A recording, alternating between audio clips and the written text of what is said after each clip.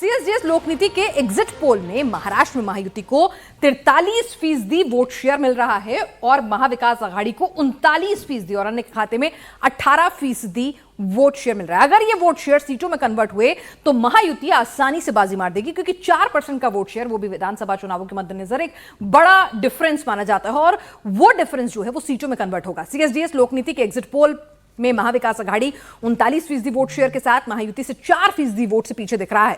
क्या महाराष्ट्र में यही 4% वोट उलटफेर करेगा? और ये 4% वोट कहां से आ रहा है? 4% वोट क्या महिलाओं के वोटर टर्नआउट है? क्या दलित जो है, जिनका एक तरह से मोहभंग हमने देखा था लोकसभा चुनावों में आरक्षण को लेकर जो तमाम बातें हुई थी, क्या वो थोड़ा शिफ्ट हुआ है? क्या ओबीसी एकजुट हुए हैं? इन तमाम सवालों के में बातचीत करेंगे। हमारे साथ सचिन चौधरी स्टूडियो में लगातार जुड़े हुए हैं और संदीप शास्त्री जी, कोऑर्डिनेटर लोकनीति के, हमारे साथ इस वक्त जुड़ चुके हैं। संदीप शास्त्री जी, ये 4% का अगर अंतर सीटों में देखें तो फिर तो बहुत आसान रहा होने वाली है महायुति के लिए।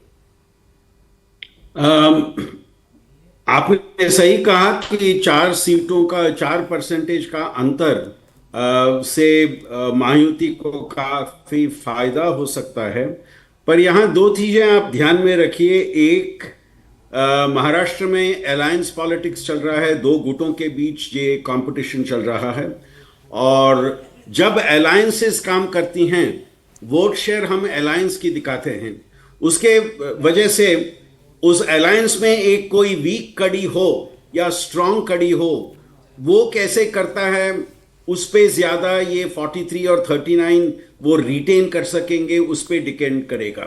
आप महायुति में देखिए, BJP majority of seats contest कर रहा है और उस कारण से बीजेपी को इस चुनाव में अच्छा करना, कल के नतीजे में बीजेपी को ज्यादा सीट आना महायुति के लिए वो चाहिए। दूसरी तरफ आघाड़ी में वो कांग्रेस हो, वो उद्धव सेना हो, वो शरद पवार की एनसीपी हो, तीनों मोर और less equal number of seats contest कर रहे हैं। इसलिए आघाड़ी को अच्छा करना हो तो तीनों को अच्छा करना पड़ेगा। सो एक तरफ से ये 43 और 39 ओवरऑल वोट शेयर का फर्क है और इस फर्क से इन तीनों पार्टियां जो हर एक गठबंधन में हैं, वो कैसे करेंगे, उसमें कमजोर कड़ी कौन सी होगी, उसको हमें कल जब रुझान आते होंगे, जब रिजल्ट्स आएंगे, हमें वो बात ध्यान में रखनी पड़ेगी। संदीप जी, और दूसरी बात जी बात पूरी करें अपनी।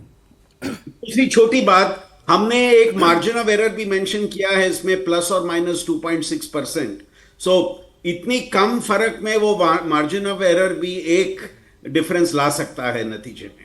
जी संदीप जी, अगर मैं सही समझी कि ठीक है, हमें वोटिंग परसेंटेज जो है महायुति का 43% दिख तो रहा है, तो इसमें ऐसा भी हो सकता है कि भाई बीजेपी को बंपर वोट मिले हों, हो सकता है किसी ने अजीत पवार को वोट नहीं दिए हों, हो सकता है किसी ने शिंदे सेना को वोट नहीं दिए हों, तो वहां पर वो खराब परफॉर्म करें, तो सीटों में ये 4% जो है अंतर, क्या उतना ही सीटों में कन्वर्ट होगा? इसकी कोई गारंटी नहीं है, क्योंकि फ्रैक्शन बहुत ज्यादा है, आप ये कह रहे हैं।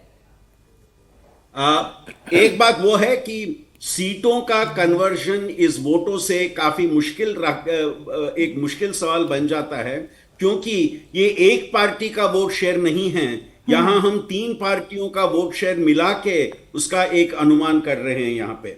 सो यहां पे जैसे मैंने कहा, एक कड़ी जो थोड़ी वीक हो सकती है, एक पार्टी जो थोड़ी स्ट्रांग हो सकती है, उसके परफॉर्मेंस से ये वोट शेयर का फर्क आएगा। सो उस कारण से प्रारंभ से ही लोकनीति ने कभी वोट शेयर, हमेशा वोट शेयर का एक एस्टिमेशन किया है, बट सीट शेयर का एस्टिमेशन हम नहीं करते हैं, क्योंकि हमें लगता है वो एक सीरियस एकेडमिक एक्सरसाइज नहीं है और हम एक एकेडमिक बॉडी होने के कारण हम केवल वोट शेयर एस्टिमेशन यहां पे करते हैं। संदीप जी, क्या आपने इस वोट शेयर को फर्दर फ्रेगमेंटेड किया है कि भाई ये वोट शेयर जो है वो कौन जो है महायुति की तरफ आकर्षित हो रहे हैं? क्या ओबीसी बटे नहीं है? क्या दलित एक बार फिर से महायुति का दामन थाम रहे हैं? कुछ पैटर्न आपने स्टडी किया है फर्दर?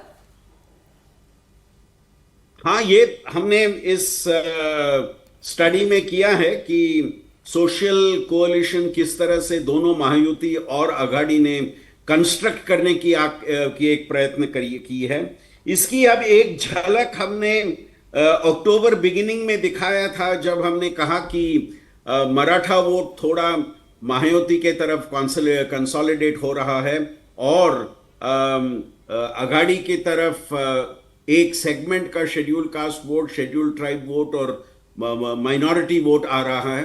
इस बात को हमने पहले भी जिक्र किया था, पर अभी जो नंबर्स हम दिखा रहे हैं उसका एक विस्तृत अनुमान हम केवल 25 तारीख को जिस न्यूज़पेपर्स में हम हमारा एनालिसिस कर रहे हैं उसमें वो ज्यादा विस्तार से आएगा।